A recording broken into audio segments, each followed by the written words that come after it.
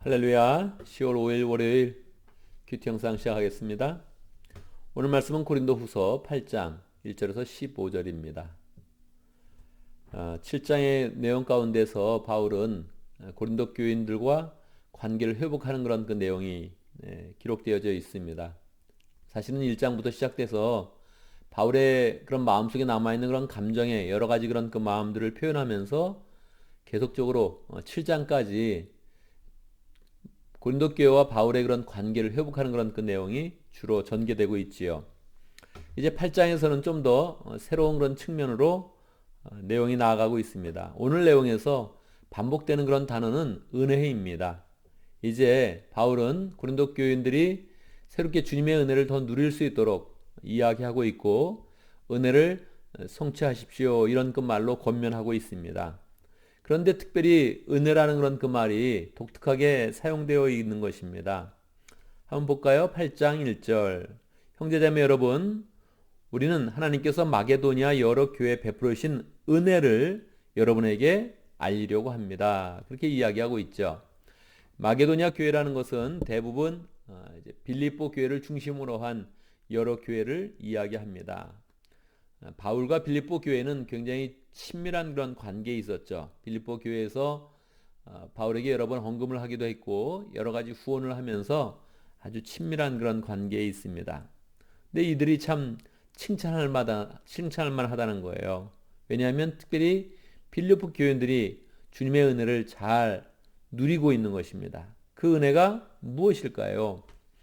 8장 2절입니다. 그것이 은혜의 그런 그 내용입니다. 그들은 큰 환난의 시련을 겪으면서도 기쁨이 넘치고 극심한 가난에 쪼들리면서도 넉넉한 마음으로 남에게 베풀었습니다.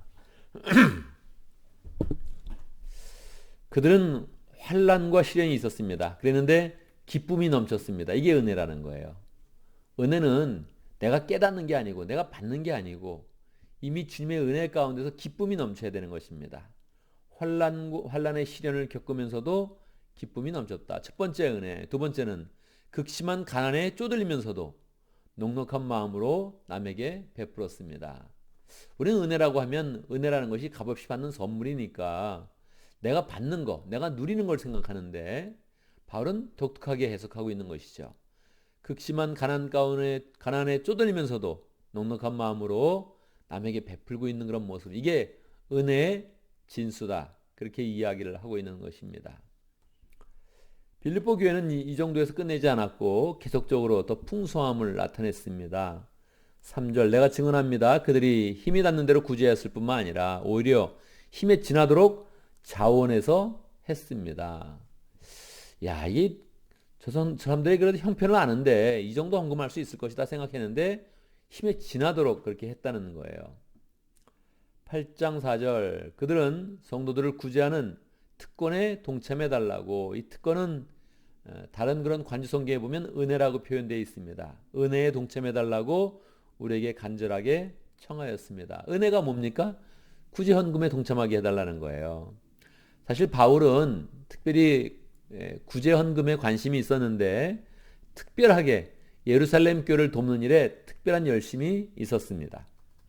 바울은 이방교회, 이방인의 사도로서 이방교회에 계속 전도의 그런 사역을 했는데 이방교회가 특별히 열매를 맺고 있다는 그런 그 모습을 예루살렘에 보여주기를 원했어요.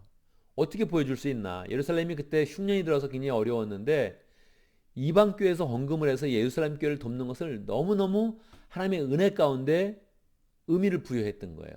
왜냐하면 이방인은 하나님께 버림받았던 그런 그 민족이었는데 그들이 구원을 받아서 그들이 헌금을 모아서 원래 하나님의 복음이 시작되었던 예루살렘 교회 유대인에게 돕는다는 것은 이 하나님의 은혜의 그런 역사 가운데서 너무너무 중요하다는 거예요. 그래서 그 의미가 너무 풍성하기 때문에 바울은 먼저 빌립보 교회가 구제헌금을 하게 했고 고린도 교회도 미리 하라고 이야기를 했습니다. 헌금을 해야 됩니다. 이렇게 이야기를 했고요. 하는 그런 가운데에서 특별하게 이제 빌립보 교회 얘기를 먼저 더 풍성하게 하는 것입니다. 아예 빌립보 교회는 이 구제 헌금에 동참하게 해달라고 이것을 특권으로 여기고 예수님의 은혜로 알고 동참해달라고 이렇게 청하였다는 거예요. 그래서 8장 5절 보면 그들은 우리가 기대한 이상으로 하나님의 뜻을 따라서 먼저 자신들을 주님께 바치고 또 우리에게 바쳤습니다. 그래서 자신을 바치고 주님께 바치고 자신을 우리에게도 또 바쳤다 하면서 빌립보 교회의 이야기를 해주는 것입니다. 8장 6절부터 이제 고린도 교회 이야기를 시작하는 것이죠. 그래서 우리는 디도에게 청하기를 그가 이미 시작한 대로 이 은혜로운 일을 여러분에게 완수하라고 하였습니다. 은혜 일을 완수하라고 이야기했다는 거예요. 디도에게 먼저 이야기했고요. 자, 이제 먼저 이야기했는데 이것은 이제 마지막에 고린도 교회가 완수해야 된다는 거예요. 고린도 교회가 어떤 그런 교회입니까? 제가 부자 교회라고 여러 번 말씀을 드렸죠. 그러니까 바울이 더 기대하고 있다는 거예요. 8장 7절 여러분은 모든 일에서 뛰어납니다. 믿음에서 뛰어나고 말솜씨에서 뛰어나고 지식에서 뛰어나고 열성에서 우리와 여러분 사이에 사랑에서 그러합니다. 열정 있는 그런 교회니까 지식에서 열정에서 뛰어나고 또 나와 여러분 사이도 이제 뜨겁게 사랑으로 관계가 회복되지 않았습니까? 이렇게 이야기하는 거죠. 그리고 또 은혜로 얘기하는 거예요. 은혜라고 얘기하는 거예요. 은혜. 여러분은 이 은혜로운 활동에서도 뛰어나야 할 것입니다. 여러분 헌금 많이 해야 됩니다. 이렇게 이야기하는 거예요. 이걸 은혜로 표현하는 게 계속 재미있는 거예요. 앞에서부터 은혜로 시작해서 계속 은혜라고 얘기를 하고 있는데 우리가 보통 은혜라고 그러면 내가 깨달은 거, 내가 받은 거, 내가 누리는 거, 내가 감사하는 걸 이야기하는데 아닙니다. 은혜라는 것은 나타내야 됩니다. 은혜가 지금 여러분에게 뛰어나야 됩니다. 여러분의 은혜로운 활동이 뛰어나야 됩니다. 여러분 구제헌금이고 내가 양보 못합니다. 이것까지도 열심히 해야 됩니다. 여러분은 지식에서 뛰어났고 믿음에서 뛰어났고 말솜씨에 뛰어났고 열정에서 뛰어났는데 뛰어난 걸 여러 가지 나타내는데 이 은혜로운 활동에서 여러분의 뛰어남을 나타내야 됩니다. 물론 이걸 뭐 명령으로 할 수 없으니까 8장 8절에서 명령으로 하는 것이 아니고 그냥 여러분의 그런 사랑이 진실하다는 거 내가 확인하려고 하는 것 뿐입니다. 그렇게 이야기하고 있죠. 뭐 그렇지만 뭐 거의 명령적으로 지금 얘기하고 있는 거예요. 8장 9절 여러분은 또 우리 주 예수 그리스도의 은혜를 알고 있습니다. 은혜가 너무너무 지금 반복되고 있잖아요. 자, 예수님의 은혜가 무엇일까요? 예수님의 은혜, 우리를 구원하시는 은혜죠. 그런데 오늘은 다른 식으로 표현하고 있는 것입니다. 예수님 십자가를 지시고 우리를 구원하시는 것이 예수님의 기본적인 은혜인데 그게 정말 복음의 그런 은혜인데 오늘은 은혜를 구제헌금으로 표현하고 있으니까 예수님에 대해서도 다른 게 표현하고 있는 것입니다. 여러분 예수님의 은혜를 잘 기억을 해야 됩니다. 8장 9절에 나와 있는 예수님의 은혜 함께 살펴볼까요? 그리스도께서는 부요하나 여러분을 위해서 가난하게 되셨습니다. 그것은 그의 가난으로 여러분을 부요하게 하려는 것입니다. 예수님의 그런 은혜는 무엇입니까? 첫 번째 부요하다는 것이 은혜이고 두 번째 가난하게 된 것이 은혜이고 세 번째 가난하게 되어서 고린도 교회와 모든 하나님의 백성들을 부요하게 만든 것이 은혜라는 것입니다. 그래서 예수님의 그런 은혜는 부유하신데도 불구하고 가난하게 되셔서 다른 사람을 다 풍성하게 만드는 것. 그게 정말 예수님의 은혜라는 거예요. 10절 이 일에 한 가지 의견을 말씀드리겠습니다. 이 일은 여러분에게 유익합니다. 구제헌금을 하는 게 유익하다는 거예요. 여러분은 지난해부터 이미 일을 실행하였을 뿐만 아니라 그렇게 하기를 원하기도 했습니다. 그렇게 시작을 했다는 거예요. 갑작스러운 것도 아니고 교회도 잘 그런 의견이 모아져서 그래요 도웁시다 이렇게 이야기했다는 거죠. 11절 그러므로 이제는 그 일을 완성하십시오. 은혜의 일을 완성하십시오. 잘 시작했습니다. 완성하십시오. 11절 마지막에 뭐라 그랬습니까? 여러분이 가지고 있는 것은 그 일을 마무리 지어야 합니다. 그렇게 이야기하죠. 12절 각자 형편에 맞게 바치면 하나님께서 그것을 기쁘게 받으실 것입니다. 그런데 고린도 교회는 형편이 좀 좋다는 거예요. 더 많이 하세요. 지금 그러는 거죠. 자, 이게 왜 이런 일을 하고 있는 것입니까? 13절 이게 바울의 독특함이죠. 바울의 풍성함과 성령의 영감이 항상 바울에게는 충만합니다. 바울은 감정으로 시작해도 다시 영감으로 끝나고 있고 또 실제적인 일, 돈 얘기를 하고 헌금 얘기를 해도 영감으로 끝내고 있는 것이죠. 13절 나는 다른 사람들을 편안하게 하고 그 대신에 여러분을 괴롭게 하는 것이 아니라 평형을 이루도록 하는 것입니다. 옛날 성경에는 평균케 하려 합니다. 그렇게 이야기했죠. 평균하게 만들어야 된다는 거예요. 평형하게 만들어야 된다는 거예요. 이게 하나님의 원리입니다. 부자와 가난한 사람을 둔 하나님의 원리라는 거예요. 그래서 하나님의 은혜를 많이 받았을 때는 반드시 나누는 그런 삶을 살아야 한다는 거예요. 그렇게 되면 어떤 일이 일어날까요? 14절. 지금 여러분의 넉넉한 살림이 그들의 궁핍을 채워주면, 그들이라는 것은 예루살렘 교회를 말합니다. 예루살렘이 큰 흉년이 들었거든요. 그들의 살림이 넉넉해질 때 그들이 여러분의 궁핍을 채워줄 수도 있을 것입니다. 이렇게 하여 평형이 이루어지는 것입니다. 하나님은 늘 이게 평형이 이루어지도록, 많이 가진 사람이 적게 가진 사람을 이렇게 나누는 그런 가운데 평형이 이루어질 때 하나님의 사랑과 은혜가 흐른다, 이렇게 보시는 거예요. 그래서 이 세상 가운데 부자와 가난한 사람들을 하나님이 그냥 두셨다는 거예요. 사도 바울은 늘 이야기할 때 구약의 성경을 또 한번 인용하죠. 이것은 성경에 기록하기를 많이 거둔 사람은 남지 아니하고 적게 거둔 사람도 모자라지 아니하였다 한 것과 같습니다. 출애굽기 16장 18절에 있는 그런 그 말씀인데, 하나님께서 만나를 주실 때 사람들이 만나를 거두고 나면 많이 거둬도 남지 않고 적게 거둔 사람도 모자라지 않았다, 그렇게 표현하고 있는데 어떻게 이렇게 되었을까? 서로 나눴다는 거예요. 성경엔 그런 기록이 없는데 바울은 영감으로 관통하는 거죠. 분명히 나눴다. 어떻게 그렇게 많이 거둔 사람이 그 적게 거둔 사람이 있는데 어떻게 똑같이 되겠느냐. 결국 있는 사람들끼리 나눴다. 많이 거둔 사람이 어차피 들에서 만나를 그냥 푸성히 가져온 것인데, 어차피 하나님께 받은 것인데 그들이 나눴다, 이렇게 보는 것입니다.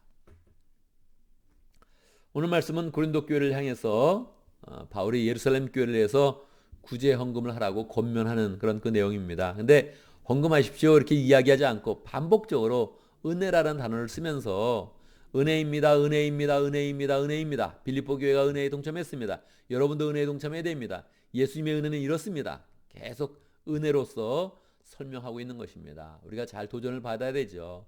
은혜라는 것을 우리가 받는 입장에서만 이야기하는데 사도 바울은 나누는 입장에서 그것을 잘 설명해주고 있는 것입니다. 그래서 빌립보 교회의 그런 상황, 은혜를 지금 잘 나타내고 있는 그런 상황을 알려주고, 고린도 교회도 은혜에 있어서 뛰어나야 된다, 그렇게 이야기합니다. 이것을 그냥 이야기하는 것이 아니라 예수님의 은혜의 활동을 우리에게 보여주면서 설명하고 있습니다. 예수님은 부유한 분이었는데 가난하게 되고, 가난하게 되어서 여러 사람, 고린도 교회를 포함해서 여러 사람을 부유하게 만들었는데 우리가 이러한 삶을 살아야 된다, 이렇게 가르쳐주고 있는 것이죠. 오늘도 말씀 가운데 우리가 기도 제목을 붙잡습니다. 우리도 구제헌금을 잘해서 은혜를 성취하는 그런 삶을 잘 살 수 있도록 10월이나 11월 중에 한번 또 우리 교회가 이스트베이에 있는 그런 교회 중에 어려운 교회를 한번 도우려고 생각하고 있습니다. 우리가 또 하나님의 은혜를 생각하면서 일을 잘 감당하면 좋겠습니다. 오늘도 목장을 위해서 기도하는데 압록강 목장을 위해서 기도합니다. 김태형 목자님, 김은혜 목녀님 위해서 기도하고 정선달 선교사님 위해서 기도하겠습니다.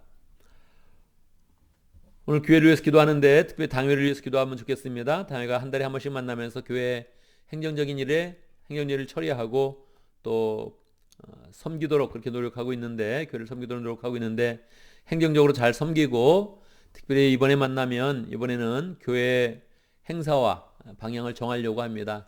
내년 행사를 준비하려고 하는데 은혜 가운데 잘 준비해서 초안을 잘 마련할 수 있도록 함께 기도하면 좋겠습니다. 제가 먼저 기도하고 함께 기도하는 시간 갖도록 하겠습니다. 기도합니다. 하나님 아버지, 우리에게 은혜를 베풀어 주시고 은혜의 삶을 살 수 있도록 인도하신 것 감사합니다. 우리는 참으로 이기적이어서 내가 받는 것, 내가 누리는 거에 늘 초점이 맞춰져 있는데, 오늘 말씀을 통해서 은혜는 나누는 곳이라고 가르쳐주고 있고, 사도 바울은 강력하게 고린도 교회를 향해서 은혜의 삶을 살라고, 구제헌금을 하라고 구체적으로 이야기하고 있습니다. 하나님, 우리의 그런 삶도 풍성하게 하나님께 받은 것들을 나누는 그런 가운데 더 풍성함의 그런 삶을 살 수 있도록 인도하여 주옵소서. 하나님의 은혜가 느껴지고 사랑이 나누어지고 하나님의 은혜가 다시 채워지면서 우리가 더 부유하게 되는 그런 복된 삶을 잘 살 수 있도록 인도하여 주옵소서. 하나님, 압록강 목장을 축복하며 기도합니다. 김태형 목자님, 김은혜 목녀님 축복해 주시고, 예수 그리스도의 사랑으로 우뚝 설 수 있도록 인도하시고 목장을 잘 경영할 수 있도록 축복하여 주시옵소서. 매주 목장 모임이 잘 이루어질 수 있도록 하나님 그 목장을 축복하여 주옵소서. 목장에서 후원하는 정성달 선교사님, 하나님 그 지역에 많은 어려움들이 있고 선교사님들이 계속적으로 추방되고 있는데 하나님께서 함께해 주시고 어려움 가운데서도 새롭게 길을 내며 은혜의 삶을 살며 복음을 전하는 일을 잘 감당할 수 있도록 축복하여 주옵소서. 피서스 교회를 축복하여 주시옵기를 간절히 원합니다. 2021년 이제 새로운 그런 계획이 필요하고 행사가 필요한데 하나님 코로나 때문에 행사를 계획하기도 어렵습니다. 주님께서 함께해 주시고 이러한 상황 가운데서도 우리가 하나님의 영감으로 행사를 잘 계획하고 교회는 하나 되어고 삶은 나누어지고 사랑은 풍성해지는 복된 교회를 잘 세워갈 수 있도록 축복하여 주옵소서. 올해를 맞이했습니다. 하나님 한 주간 축복하여 주시고 우리가 맡은 일들을 잘 감당할 수 있도록 인도하시고 우리가 계획하고 실행하는 일마다 축복의 그런 은혜가 풍성히 나타날 수 있도록 인도하여 주옵소서. 오늘 하루도 지켜주시고 우리가 계획한 모든 일을 잘 감당할 수 있도록 역사하시고 사고 없게 해주시고 재앙으로부터 보호하여 주시고 하나님 필요 없는 일은 생각도 하지 않게 해주시고 늘 주의 내 가운데서 복된 하루 잘 보낼 수 있도록 축복하여 주시옵소서. 우리의 자녀들이 믿음 가운데 잘 자라도록 축복하여 주옵소서. 예수님의 이름으로 기도드리옵나이다. 아멘.